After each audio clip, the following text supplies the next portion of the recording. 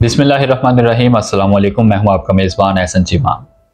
नाज़रीन, supreme court of Pakistan के full रुकनी bench के फैसले के बाद मुस्लिम लीग नून की हुकूमत ने मखसूस नशिस्तें बचाने और अपनी पार्लियामेंट में 2/3 अक्सरियत को यकीनी बनाने के लिए पाकिस्तान तहरीक इंसाफ पर पाबंदी लगाने का फैसला कर लिया है। चूँकि मौजूदा हुकूमत मुख्तलिफ इत्तेहादी जमातों के साथ कायम की गई है और इत्तेहादियों की सबसे बड़ी जमात पीपल्स पार्टी ने हुकूमत की मुखालफत कर दी है। हुकूमत ने तहरीक इंसाफ पर पाबंदी आयद करने के लिए काबीना से मंजूरी भी ले ली है।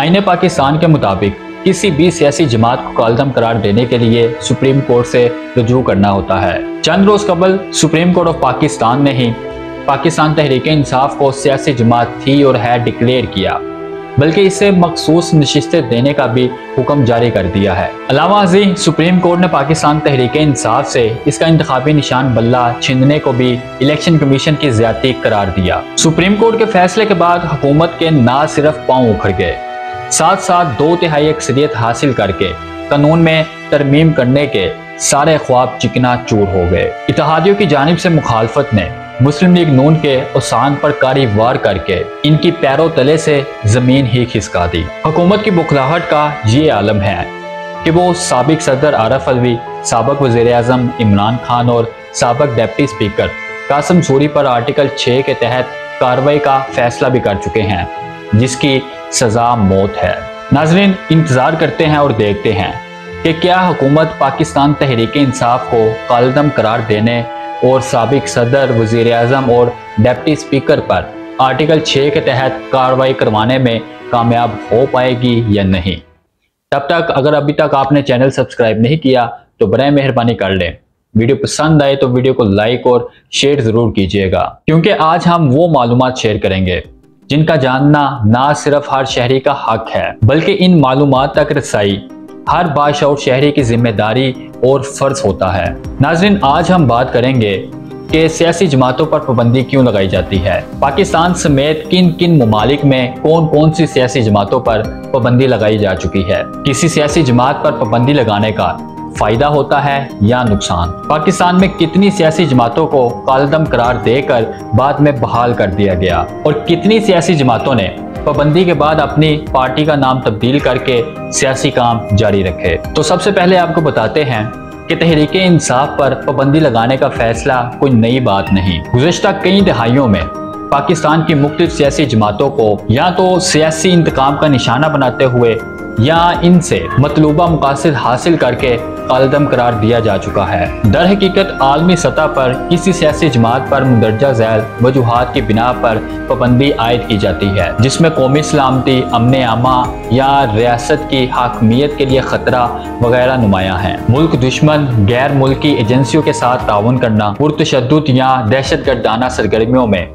मुलव्वस होना, इंतहा पसंद नजरियात को फरोग देना, अदलिया, फौज और इलेक्शन कमीशन जैसे कौमी इदारों को कमजोर करने की कोशिश करना। यह हकीकत अमर मुसलमा है कि किसी जमात पर पाबंदी लगा देना ये नहीं कि इसका वजूद ही खत्म हो जाए। अक्सर कालदम जमातें अपना नाम तब्दील करके रियासती पॉलिसियों पर अमल दरामद करने का अहद कर लेती हैं। मिसाल के तौर पर MKM का पाबंदी से पहले नाम मुहाजिर कौमी मूवमेंट था, जिसे तब्दील करके मुत्तहिदा कौमी मूवमेंट रख दिया गया। तहरीक लब्बैक को कालदम करार दिया गया तो ना ही इसने अपना नाम बदला और ना ही किसी कौमी इदारे से अहद किया और आज तक अपना काम जारी रखे हुए है। इससे कबल के पाकिस्तान में कालदम करार दी जाने वाली दीगर सियासी जमातों का जिक्र किया जाए। चंद बैनुल-अक़वामी तौर पर भी कालदम करार दी जाने वाली सियासी जमातों का भी जिक्र कर लेना चाहिए। तो नाज़रीन, बैनुल-अक़वामी कालदम सियासी जमातों में सबसे नुमाया नाम रूस की नेशनल बोल्शेविक पार्टी है, जिस पर इंतहा पसंदाना ख्यालात को फरोग देने और तशद्दुद बरकाने का इल्ज़ाम लगाकर कालदम करार दे दी गई है।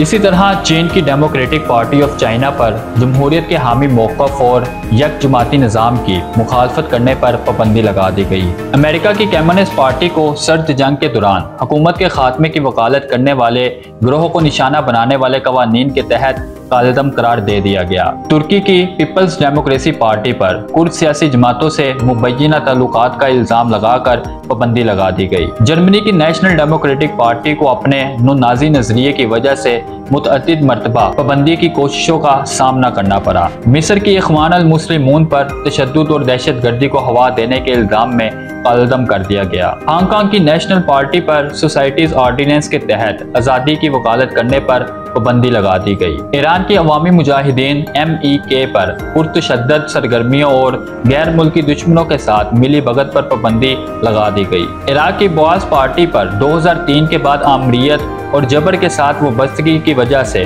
पाबंदी लगा दी गई। स्पेन की बास्की अलैदगी पसंद पार्टी बाटासुना पर ETA से मुबैना राब्तों की वजह से पाबंदी लगा दी गई। ऐसे ही श्रीलंका की तामिल टाइगर्स और दीगर तामिल जमातों पर खाना जंगी के दौरान दहशत गर्दी में मुलव्वस होने पर पाबंदी आयद कर दी गई थी। नाज़रीन, यहाँ निहायत जरूरी है कि मज़कूरा बाला बैनुल-अक़वामी सियासी जमातों पर लगने वाले इल्ज़ामात का मुतालिया करके तस्दीक की जाए कि इन पर पाबंदी जायज़ थी या नाजायज़। बहरहाल एक बात ज़रूर वाज़िया हो गई कि मज़कूरा बाला तमाम सियासी जमातों में से 90% जमातों पर पाबंदी के ताने बाने एक ही मुल्क से जाके मिलेंगे। नाज़रीन, अब बात करते हैं पाकिस्तानी सियासी जमातों की। तो सबसे पहले कम्युनिस्ट पार्टी ऑफ पाकिस्तान को जुलाई 1954 में कलदम करार दिया गया, जिसकी वजह पार्टी को बाएं बाजू के नजरिए की वजह से सर्द जंग के दौरान एक खतरा समझा जाता था। मशरिकी पाकिस्तान की तहरीक आज़ादी में शामिल अवामी लीग को 26 मार्च 1971 में ये इल्ज़ाम लगाकर कलदम कर दिया गया कि वो भारतीय एजेंसी मकनी बाहनी के साथ ताउन करती है। 1971 था 1975 नेशनल अवामी पार्टी को तरक्की पसंद सोच और सूबाई खुद मुख्तारी के लिए तहरीक चलाने पर पाबंदी का सामना करना पड़ा। बाद में इसी पार्टी का नाम नेशनल डेमोक्रेसी पार्टी तब्दील करके बहाल कर दिया गया, जो बाद में ANP अवामी नेशनल पार्टी में तब्दील हो गई। 2020 में सिंधी कौम परस्त जज्बात की नुमाइंदगी का इल्जाम लगाकर सिंध कौमी महाज अरीसर पर पाबंदी लगा दी गई। 2021 में तहरीक लब्बैक पर पाबंदी आयद की गई। MPM पर आम शहरियों और कानून नाफिज करने वाले इदारों पर हमले की वजह से कलदम करार दिया गया। नाज़रीन, पाकिस्तान के आइन का आर्टिकल 17 शहरियों को सियासी जमातों समेत मुख्तलिफ तंजीमें और अंजुमने बनाने का हक देता है। इसके साथ साथ खुद मुख्तारी, सालमियत, अमन आमा या अखलाकियात के मुफाद के लिए पाबंदी की इजाज़त भी देता है। इसी तरह इंसदाद दहशत गर्दी एक्ट 1997 वफाकी हुकूमत को दहशत गर्दी में मुलव्वस होने की सूरत में सियासी या दीगर जमातें या तंजीमों को कलदम करार देने की इजाज़त देता है। आखिर में सिर्फ इतना कि हुकूमत को 9 मई सानिया में तहरीक इंसाफ को मुलव्वस पाया जाना साबित करना होगा, बसूरत दीगर सुप्रीम कोर्ट से रुजू करना होगा। हुकूमत बराह रास्त तहरीक इंसाफ को कलदम करार नहीं दे सकती। फिर भी देखते हैं कि पाकिस्तान में आइंदा सियासी माहौल कितना गर्म होगा, या फिर किसी जिम्मेदार इदारे या शख्सियत की मुदाखलत से सियासी बहरान का खात्मा हो पाएगा। इजाज़त से कबल आपको बताता चलूँ कि पाकिस्तान में आज तक किसी भी सियासी जमात को मुस्तकिल कलदम करार नहीं दिया जा सका। अल्लाह ताला हम सबका हामी नासिर हो। दोबारा मुलाकात होगी नई वीडियो के साथ, तब तक के लिए अल्लाह हाफिज़।